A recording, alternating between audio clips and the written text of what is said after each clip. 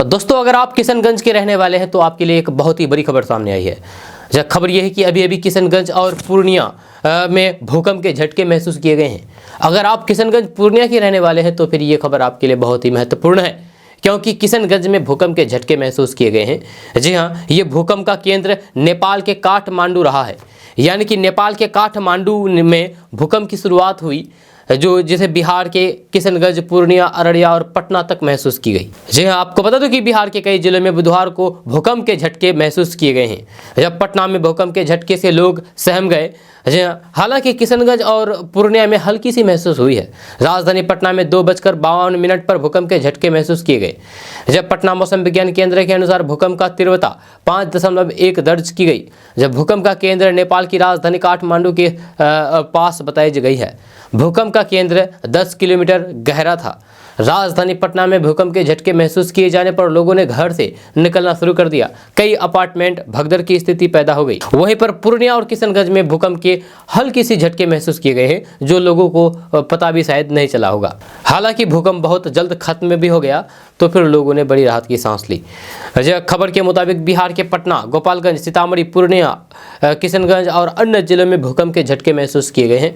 हालांकि भूकंप के झटके काफ़ी हल्के थे, इसीलिए ज़्यादातर लोगों को ये महसूस नहीं हुआ। जब शुरुआती जानकारी के मुताबिक भूकंप का केंद्र नेपाल था। रेक्टर स्केल पर भूकंप की तीव्रता 5.1 बताई जा रही है। वहीं इसकी गहराई 10 किलोमीटर बताई जा रही है। बिहार के अलावा नेपाल के आसपास इलाकों में भूकंप के झटके महसूस किए गए हैं। अब बात करेंगे कि भूकंप आने पर अगर आप घर में हैं या फिर दफ्तर में हैं तो फिर कोशिश कीजिए कि जल्द से जल्द खुले मैदान में आ जाएं। किसी भी बिल्डिंग, पेड़ या फिर बिजली के खंभे के आसपास नहीं जाएं।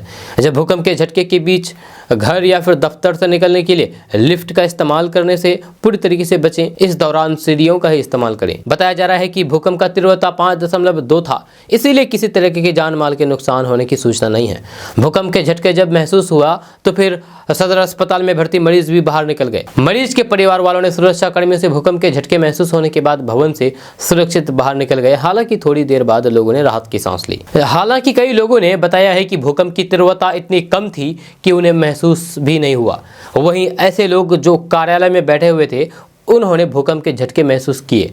बताया जाता है कि 2:55 पर भूकंप के झटके महसूस किए गए। धरती कांपते ही पटना शहर के अलग अलग मॉल में खरीदारी करने पहुंचे लोग भी सड़कों पर आ गए। दोस्तों, ये अपडेट है बस यहीं तक। कैसा लगा नीचे कमेंट बॉक्स में कमेंट करके जरूर बताइए। अगर आप इसके बारे में कुछ कहना चाहते हैं तो कमेंट जरूर कीजिए, कमेंट करके जरूर बताइए। इस वीडियो को हमारे यूट्यूब चैनल पर देख रहे हैं तो फिर हमारे चैनल को सब्सक्राइब करके बेल आइकन को प्रेस कर दीजिए। अगर आप हमारे फेसबुक पेज पर इस वीडियो को देख रहे हैं तो हमारे फेसबुक पेज को फॉलो कर लीजिए। ऊपर में दिख रहा होगा फॉलो बटन, यहाँ पर लिखा हुआ है FOLLOW, इधर या फिर इधर होगा, आप देख लीजिएगा कहाँ पर है, लेकिन ऊपर में है FOLLOW फॉलो लिखा हुआ है। आप उस पर क्लिक कर दीजिएगा तो आप फॉलो हो जाएंगे। आप फॉलो करने से आपको फायदा ये होगा कि जब भी हम किशनगंज से जुड़ी हुई कोई भी खबर फेसबुक पेज पर डालेंगे तो फिर आपको तुरंत मतलब कि आप उस वीडियो को देख सकते हैं और अपने किशनगंज से जुड़ी हुई अपडेट से हमेशा बने रह सकते हैं और जान सकते हैं कि किशनगंज में क्या क्या चल रहा है। तो अगर आप किशनगंज के रहने वाले हैं या फिर सीमांचल के रहने वाले हैं तो आप इस पेज को फॉलो कर ही लीजिए। मुझे उम्मीद है कि आप फॉलो कर लिए होंगे। जो इस पेज को फॉलो कर लिए हैं उसका बहुत बहुत शुक्रिया, धन्यवाद। जो नहीं किए हैं कृपया करके कर लीजिए फॉलो।